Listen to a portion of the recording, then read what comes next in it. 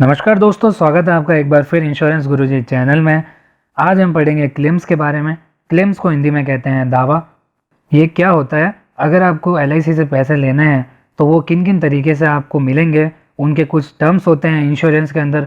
तो आइए जानते हैं कितने तरह के आप क्लेम ले सकते हैं, कितने तरह के आप दावे ले सकते हैं एलआईसी से। तो आइए शुरू करते हैं। सबसे पहला है सर्वाइवल बेनिफिट। इसको हिंदी में कहते हैं उत्तरजीविका लाभ। मतलब सर्वाइव रहेंगे तो ही उनको पैसे दिए जाएंगे। तो वो कब मिलेंगे? जैसा कि मैंने आपको टाइप्स ऑफ प्लान्स में समझाया था, money back policy.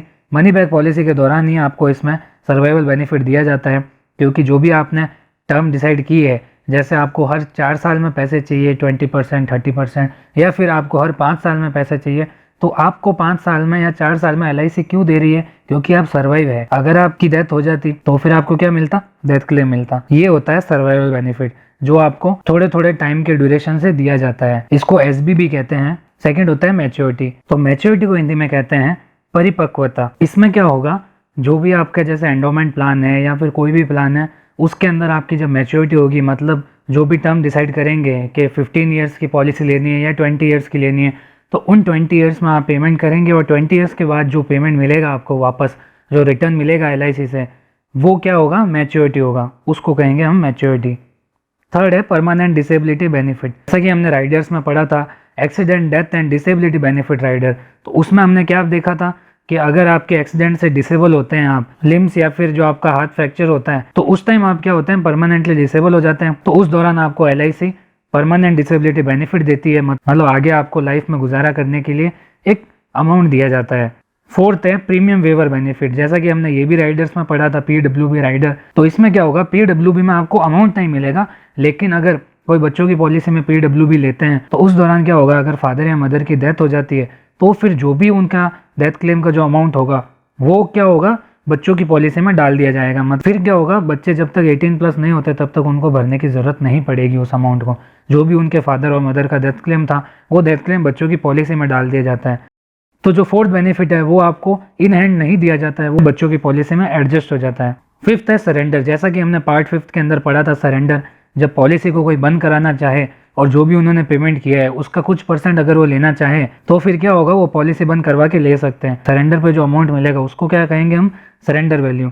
Surrender value को हिंदी में कहते हैं समर्पण मूल्य। सिक्स्थ है डेथ क्लेम, जिसको हिंदी में कहते हैं मृत्यु दावा। ये क्या होगा? जब लाइफ एश्योर्ड की डेथ होगी, उनका डेथ का जो अमाउंट दिया जाएगा वो क्या होगा? डेथ क्लेम होगा। और डेथ क्लेम के 2 टाइप होते हैं, तो वो हम नेक्स्ट स्लाइड में देखेंगे। Types of death claim. Death claim 2 type के होते हैं। फर्स्ट है अर्ली डेथ क्लेम, सेकंड है non early death claim. Early death claim में क्या होगा? When insured dies with in 3 years of having taken the policy. अगर कोई कस्टमर ने पॉलिसी कराई और पॉलिसी के स्टार्टिंग के 3 years के अंदर उसकी डेथ होती है, विद इन 3 years अगर उनकी डेथ होती है, it should be considered as doubtful case. अगर अर्ली क्लेम में उनकी डेथ होगी तो ये डाउटफुल केस कंसिडर किया जाएगा। वो क्लाइंट लोकेशन पे जाके उनकी इन्वेस्टिगेशन भी कर सकती है। अगर किसी की अर्ली डेथ क्लेम हो तो फिर उनको क्या डॉक्यूमेंट्स देने होते हैं? सबसे पहला देना होता है नॉमिनी स्टेटमेंट। जो भी उनके नॉमिनी होंगे, जैसे वाइफ है, मदर है, तो जो भी उनके नॉमिनी उन्होंने दिए थे फॉर्म फिल करते टाइम, तो वो एक स्टेटमेंट देंगे कि ये मेरे ये रिलेटिव थे और इनकी इस तरीके से डेथ हुई है। फिर सेकंड क्या चाहिए हमें? Medical leave from office. अगर उनकी मेडिकल कंडीशन से कोई डेथ हुई है तो जायज़ बात है, अगर वो सैलरीड पर्सन है तो फिर उन्होंने अपने ऑफिस से मेडिकल लीव ली होगी, तो वो मेडिकल लीव की एप्लीकेशन चाहिएगी उनके ऑफिस से।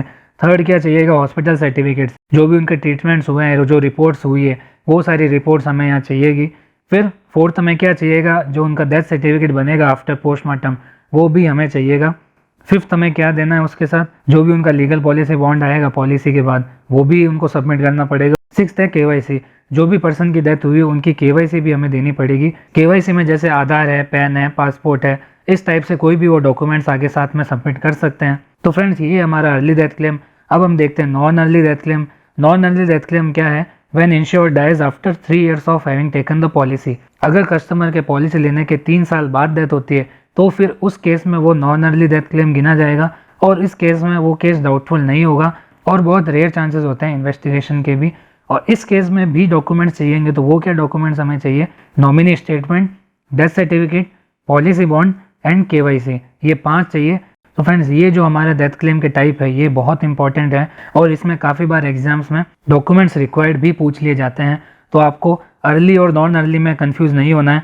अर्ली से आप सीधा हिसाब लगा सकते हैं कि जो पहले हुआ है, मतलब स्टार्टिंग के 3 साल में हुआ, अर्ली हुआ, जल्दी हुआ, उसको हो जाएगा अर्ली डेथ क्लेम, और जो 3 साल बाद हुआ वो हो गया नॉन अर्ली डेथ क्लेम।